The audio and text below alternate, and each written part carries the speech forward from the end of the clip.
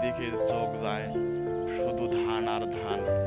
আর সেটা শুধু ধানই নয়, এটা পরিবারের এবং একজন কৃষকের অনেক বড় আশার আলো।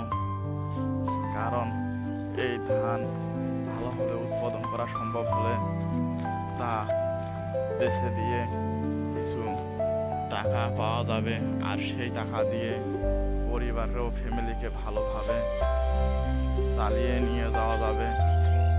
আর আমি জানি না কতটুকু আপনাদেরকে এগুলো ভালোভাবে দেখাতে পারতেছি, আর কতটুকুই বা আপনাদের পছন্দ হবে, তাও আমি আশাবাদী।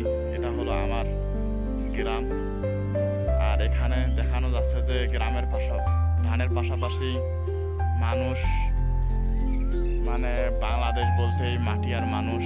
এখানে কিছু শাক উৎপাদন করা হয়েছে এবং আপনাদেরকে দেখানো হইতেছে যে কিছু